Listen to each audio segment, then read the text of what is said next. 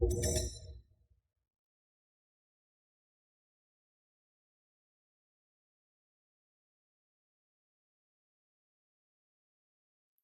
the integrated turbine pump, as the name suggests, is a combination of a turbine and a pump.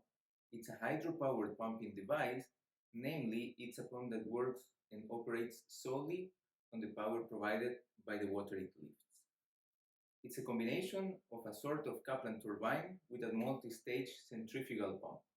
At the moment, it's in experimental phase and it's being tested in the hydraulics lab of Delft University of Technology.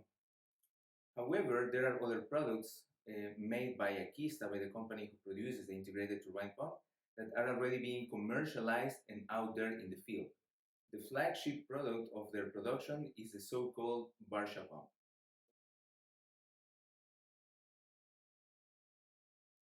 With respect to the collaborations, I think that we are in an interesting point in history where we have a lot of intersection between sustainability from its different dimensions and global development. So we have a lot of actors like academia, researchers, practitioners, NGOs, private companies, governments, etc., that are highly interested in the intersections of these 2 points. Therefore, the creation of the network of these different actors is something crucial to establish these synergies that start somehow emerging. And that's a way in which I would suggest to start creating this different network of actors.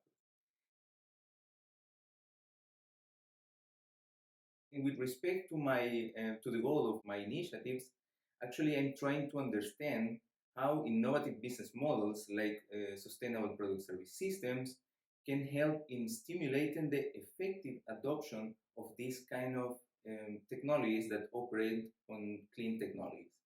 And that's because the technology by itself, even though it's environmentally friendly, does not ensure that it will be effectively adopted.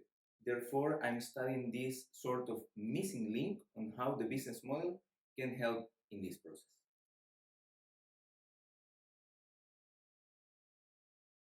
To answer that question, first I would like to link the word solutions to technology. Provided that there are technological solutions for virtually everything, then we have to address the challenges in domains that fall way beyond the technology itself. So we have to think to what extent the different countries, their policies, and these regulatory frameworks may hamper or may contribute to the effective adoption of certain technological solutions in given contexts. For example, in countries where you have some kind of subsidies, perhaps this may facilitate the spread and adoption of these technologies, or on the other side, if because of some importing fees and taxes, the technologies become way too expensive, then of course this will be a point of discouragement. Second, we have to think on how familiar are the final users, the people, the communities with respect to these new technologies. So these technologies can be environmentally friendly, can be an effective solution to cope with a decarbonizing future, and etc. But if the people do not have means to get to know what these technologies are, where may I find them, how they operate, then we are creating a knowledge gap between the people and the technological solution. A third challenge I would like to point out is that related to financial means. So first, if the technology is out there and on the other side it's also accessible, is it actually affordable for the people? So it doesn't matter whether I know about certain technology, but if it's not affordable for my financial needs, then basically I'm once again um, undergoing this gap between the technology and the user. And there are a number of mechanisms that several authors discuss around. For example, you can think of microcredits, of loans, different business models that can help in coping with this financial bridge. Another challenge I would like to mention is that of trainability in terms of how knowledgeable are the users, the communities with respect to this technology. So it's not just about installing and providing them with these clean solutions that may help into a sustainable transition, but actually to make them feel empowered, to be empowered, So how to transfer this expertise, this know-how, so that people know what the technology is, what are their benefits, how to manage the expectations, what are their limits, and what's actually what the technology is helping them to achieve in the mid and long term. And last but not least, closing the loop a bit back to the physical side of the problem, it's that related to the after sales services. This is not a minor problem because imagine if we have a device like the integrated turbine pump that doesn't operate in any fossil fuel or electricity, and then you are able to install it in a relatively remote community, what happens if indeed something breaks down? You need a spare part, you need someone who goes with the spare part, you need someone who knows how to replace this spare part and commission again this device. So it's really another challenge to keep in mind.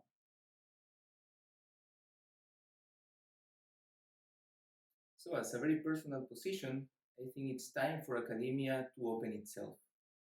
So nowadays, we need to think of who are the users, who are the communities who get perhaps benefited from these clean solutions, clean technologies, and it's time to hear what the civil society, what these communities have to say.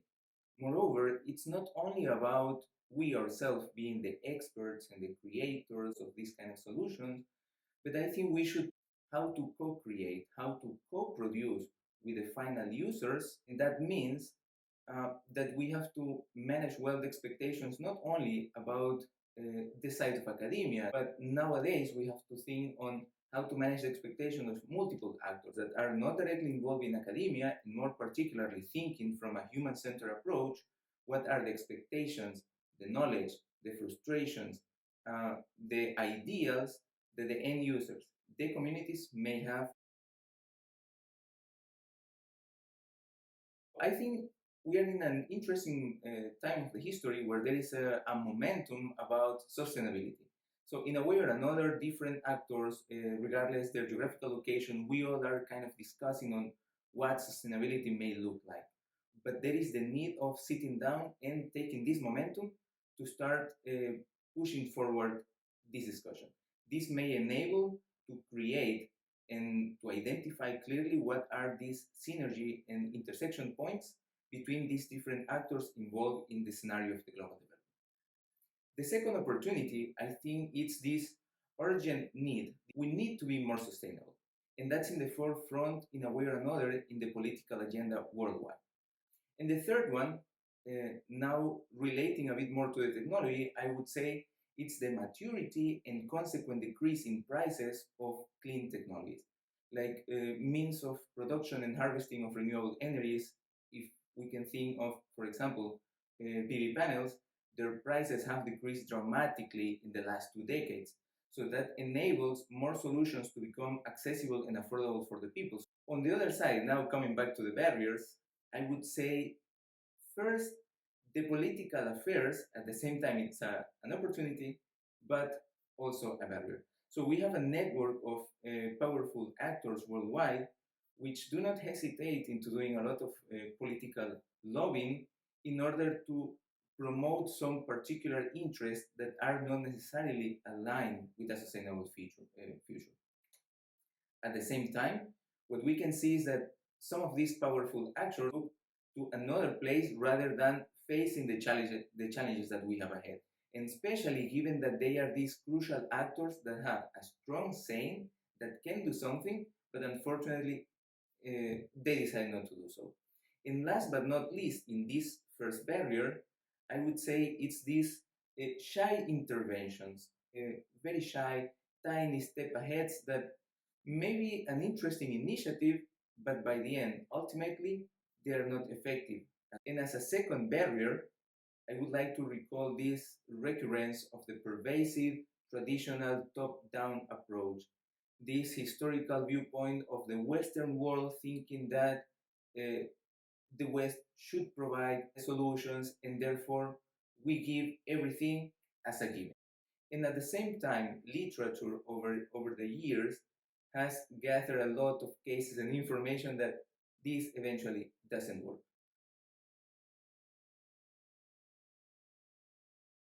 I think the most beautiful part of small scale interventions is that it allows you to have the perspective of a bottom up approach. So that enables you really to listen the users, the people behind those numbers, those macro numbers of the communities and what development is in those indexes, but rather that takes you literally to the field, to the ground, where you can really hear them. You can really feel what are their needs, expectations, frustrations, and so forth. So based on these grounds, based on this point, I would say this also allows you, this small scale intervention allows you to really learn deeply from the interactions between the proposed solutions and the communities that are supposed to get benefited from these solutions.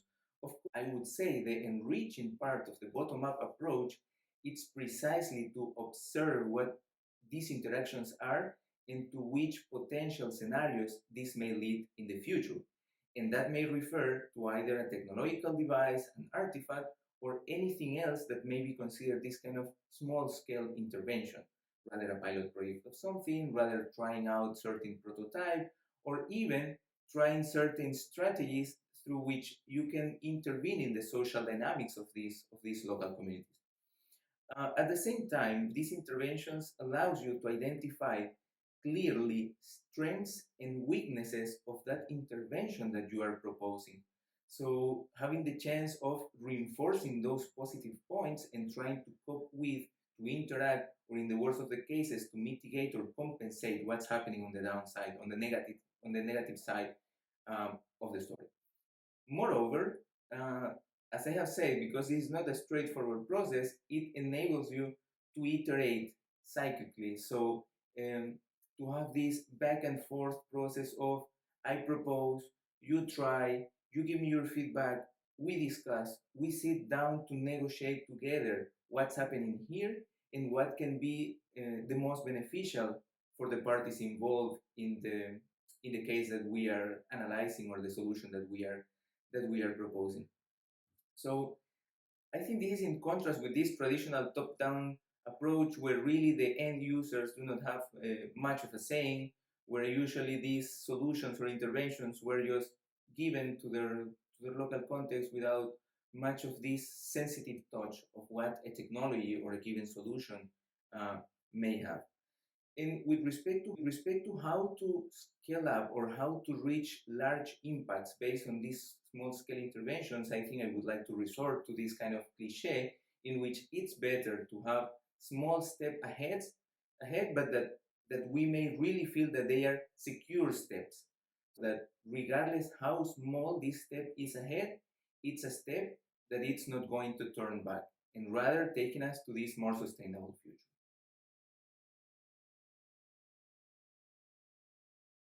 I would like to focus on three particular lessons, being the first one, hear the people. I cannot stress much more how important is to hear the people.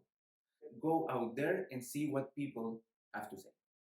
So learn from their knowledge, their expectations, their frustrations, their past experiences, and really be humble to hear what they have to say, because that will make your solution not only more culture sensitive, it will help you significantly in improving whatever you are proposing for a more sustainable future. The second lesson, I would say, be careful of building resilient network of partners.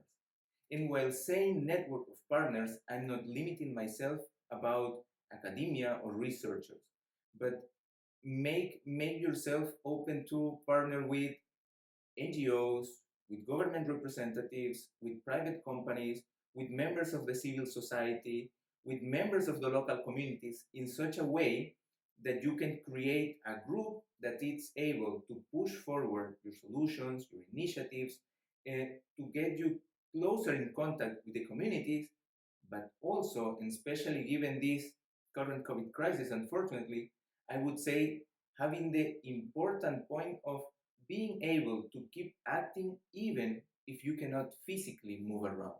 Because your solution shouldn't depend just on your shoulders, but rather on the strength and the resilience of this network of partners yet that you are still able to rely on. And last, but certainly not least, even though this may sound a bit like a cliche, I would say be open to change. So you are not providing a perfect, ultimate, one size fits all solution for everything. So things may go wrong and things certainly will go wrong. But it's up to you if you decide to learn from those mistakes to make things a bit better, to improve your solution, your technology, your artifact, or rather simply failing at it. Actually, let's be open, be humble, learn from the mistakes, and be transparent enough to communicate that to the world so we all can learn together.